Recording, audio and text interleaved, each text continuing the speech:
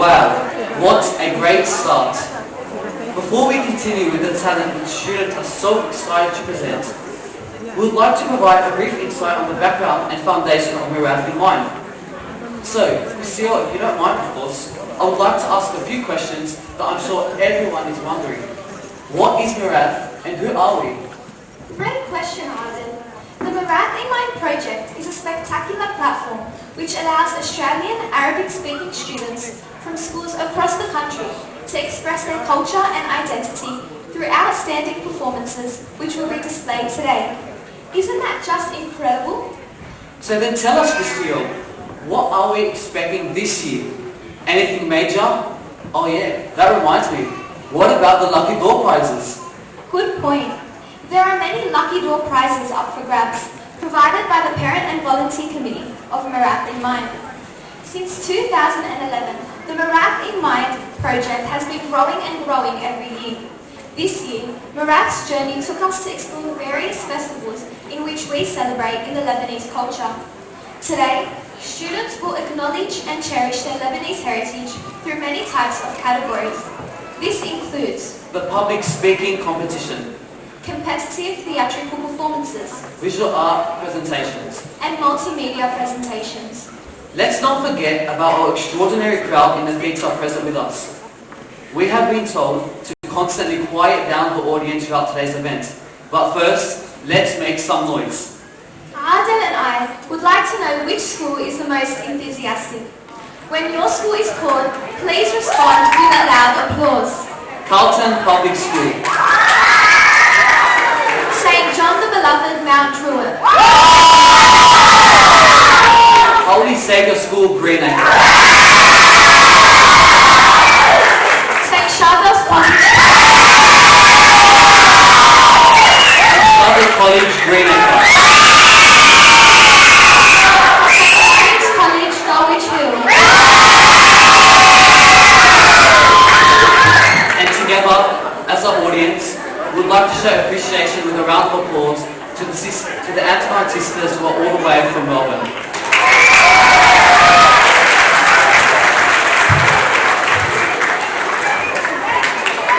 We would like to acknowledge the traditional people of this land, the elders, past and present, and the cultural and heritage beliefs which are still as important to the Aboriginals today.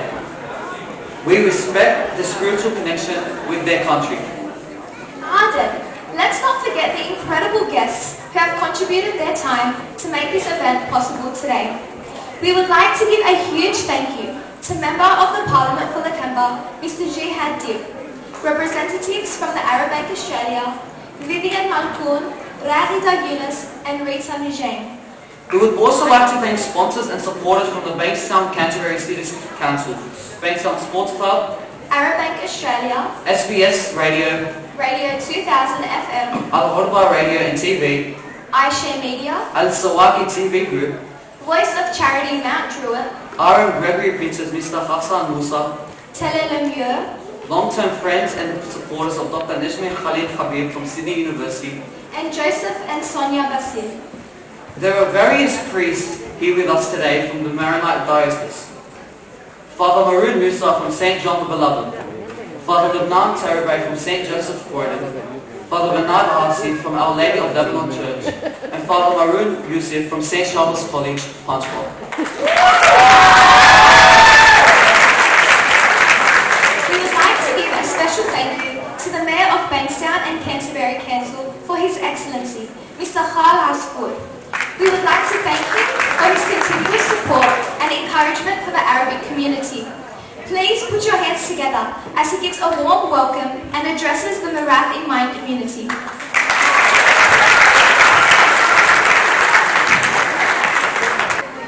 Good morning, everyone.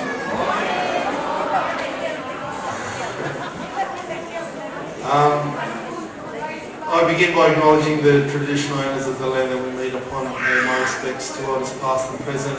And I acknowledge Councillor Bilal Al-Hayek, Councillor for Bankstown Ward, who's here with me this morning, and of course acknowledge the number of clergy that we have with us this morning as well. We're all here to see and witness and listen to and hear and appreciate Arabic culture. That's what Mirath in Mind is about. It's about putting into our children, into our students, into you, boys and girls, the importance of your homeland, the importance of song, of your culture, of dance, of theatre, of art. These are important things. And we do it pretty well in the Middle East. We do it pretty well. And what's important living here in this country is that we get to have it passed on to us. We get to learn and appreciate and study the history of wonderful artists or actors, wonderful people that have made it throughout the Middle East and throughout the world. And we do that by encouragement, we do that by support, we do that through many different forms. And the schools that you go to do that as well, every day. Because it's about learning not only what's in your textbook, but learning about where your heritage comes from. And that's what Mirath in Mind is about. That's why I support it. That's why Council donated a few $1,000s to today's event and has in the past and will continue to do so, because we understand the importance of it. And I'd love for my children one day to be able to perform on this stage as well, where they get to bring their heritage and display it for many people in the theatre today. I know you don't want to hear from me anymore. I know we want to see some performances. I look forward to what the day has in store. I encourage you all to keep talking about this event.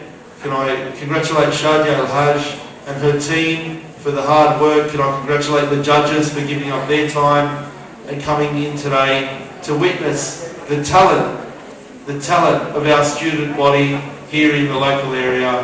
Have a good day.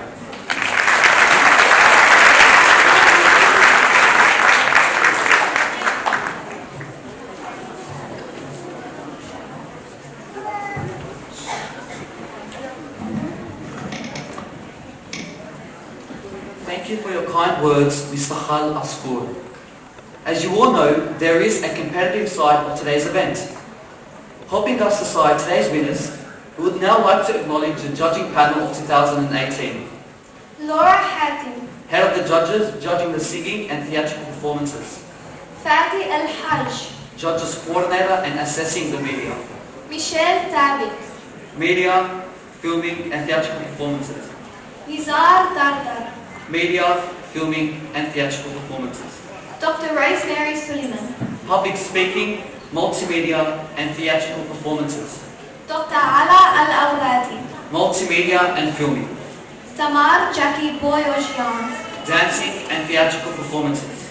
Mary Hanoun Khilla, Multimedia and public speaking. Bushra Baydon, Visual arts.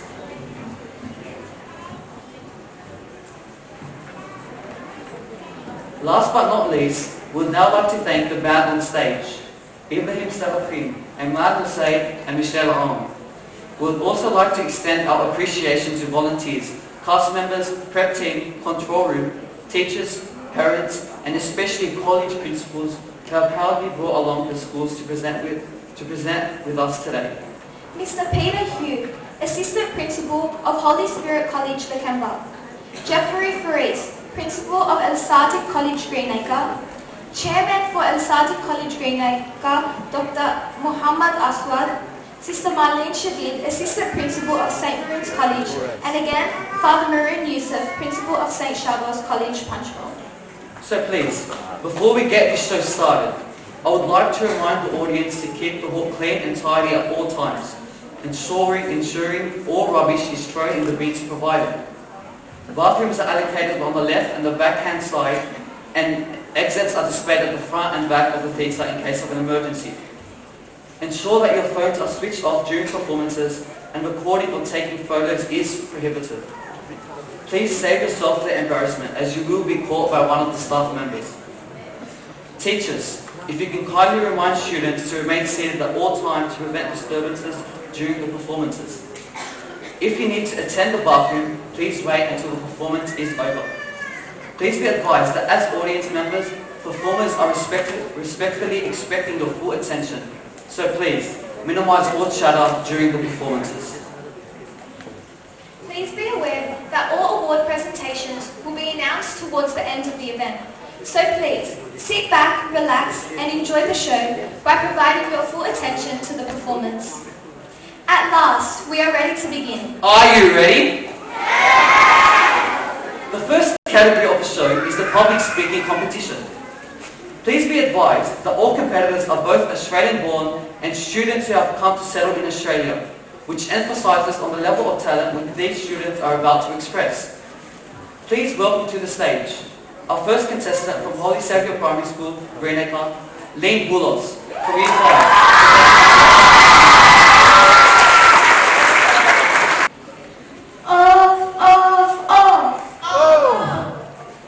اللغة العربية لغتنا وهي لغة أجدادنا وهي بتجمع أخواتنا وبتوحدنا بأمتنا.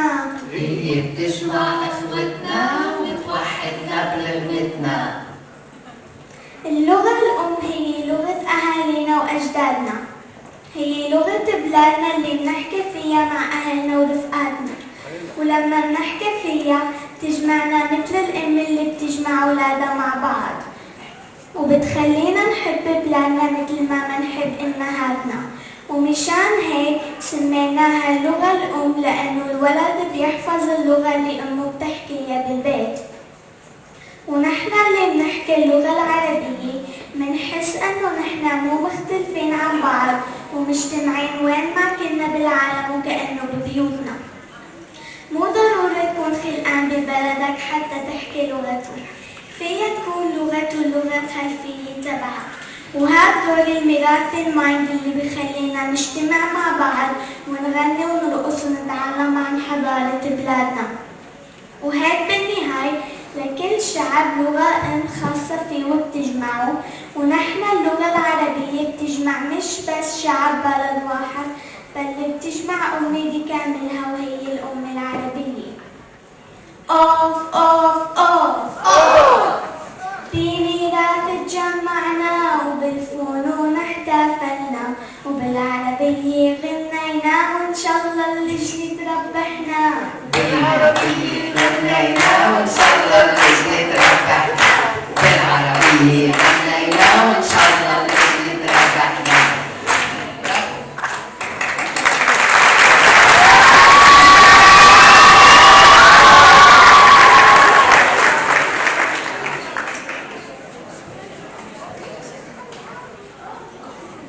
صحيح من سوريا أمي وبيي، بس بسدني خلدنا أنا وخيي. أستراليا وطني وبيتي، وسوريا بلد أمي وعيلتي. مشهورة كتير بالفن والتراث، ونقيت معرض دمشق الدولي احكي عنها بميراث. راح أخبركن عن هالنهار تترافقوني بهالمشوار. معرض دمشق الدولي بلش ب 1954 وبيعرض كل شي بتسحن صنعة سورية وأهم شي الزهور والورود.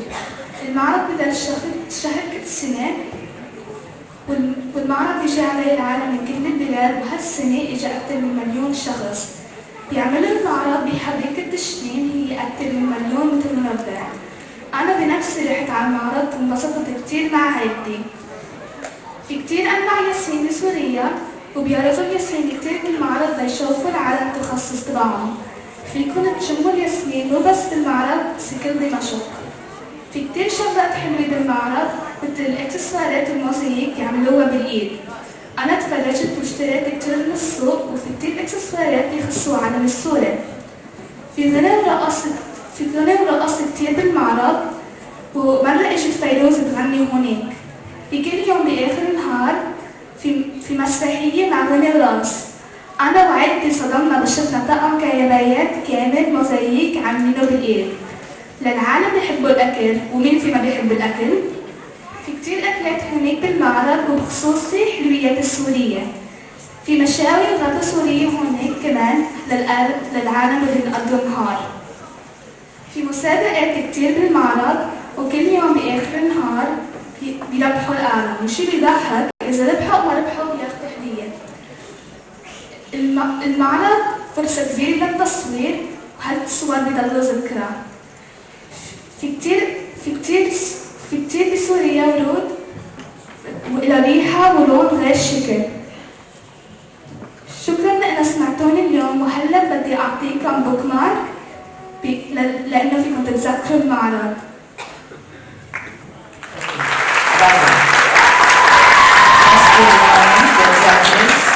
Just to remind the judges, from right to left, we had Leon Boulos, she's year 5.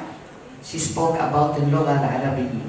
Number 2, the lady in red, she just spoke now, Yasmin al-Ataqi, and she spoke about Ma'rad Dimashq al-Duwal. And now we will hear from Al-Sadiq College, Yusha Ismail, year 4.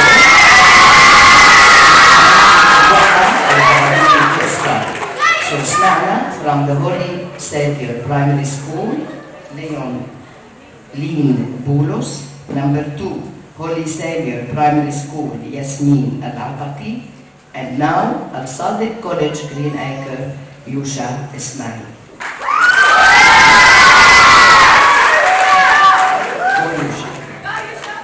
لغة إذا وقعت على أسماعنا كانت لنا بردا على الأكباد، ستظل رابطة تؤلف بيننا، فهي رجاء لناطق بالضاد. صباح الخير للجميع.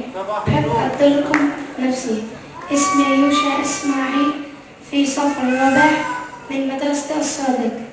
يسعدني جدا أن أكون اليوم واحدا من المتحدثين باللغة العربية من خلال ميراث في البال التي سمحت لنا أن نبرز مواهبنا.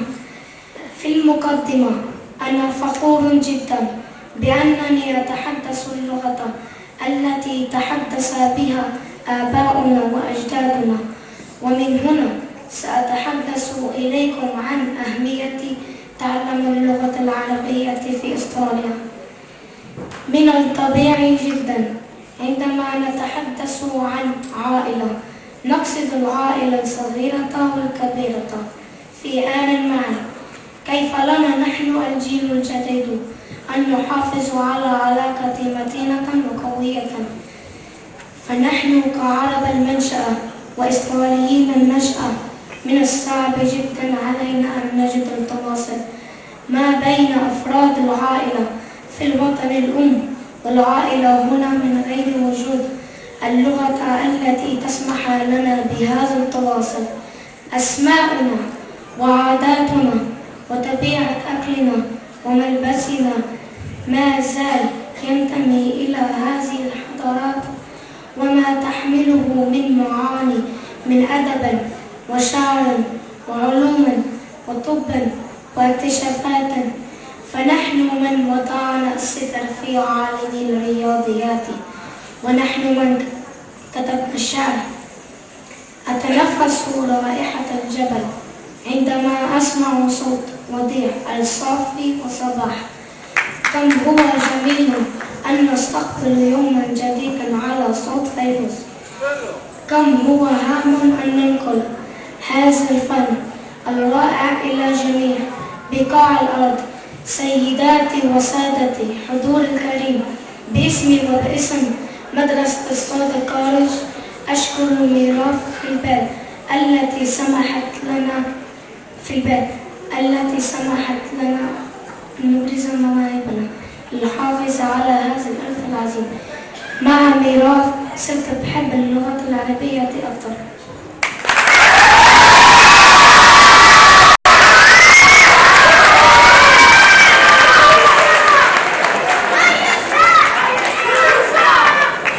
Okay, kids. Okay, now. Congratulations, everyone. Big applause for the 3 competitors in the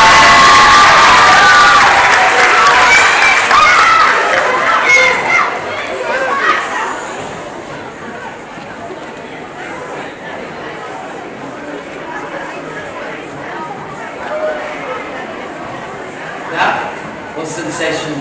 Thank you to all the contestants who put their hard efforts into perfecting their performances. Now, it's have some fun. These primary school students, along with their teachers, have put tremendous amounts of effort and time into perfecting the performances we are privileged to watch today. We ask that you may be silent throughout performances and keep your applause to the end.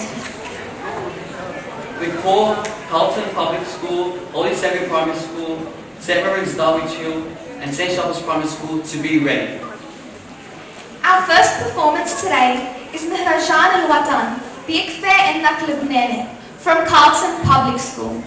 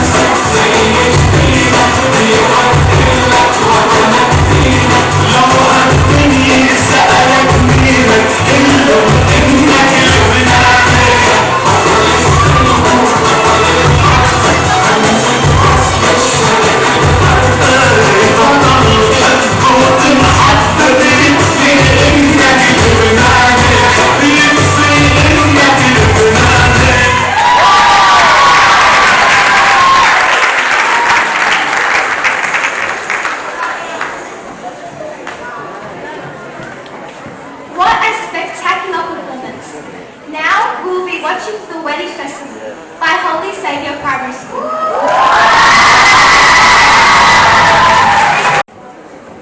شو يا شباب؟ جاي بيلي وقرص بارس. يلا داني انت اكبر واحد فينا. انا؟ لا يا خيي، صعب لاقي العروس اللي بدي اياها. وكيف بدك عروستك؟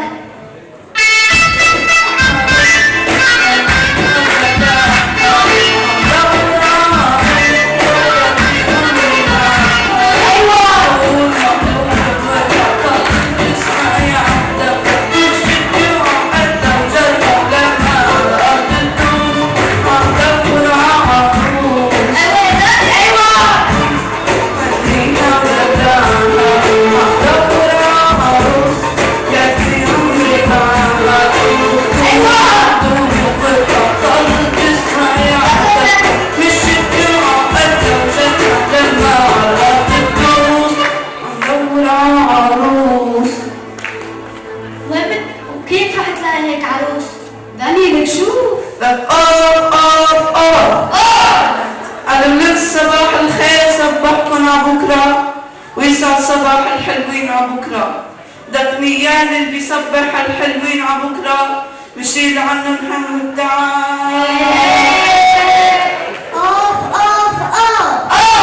قدامي شاب مرتب حلو مهندب ومهذب اجا يصبح علي يمشي حد ويتقرب.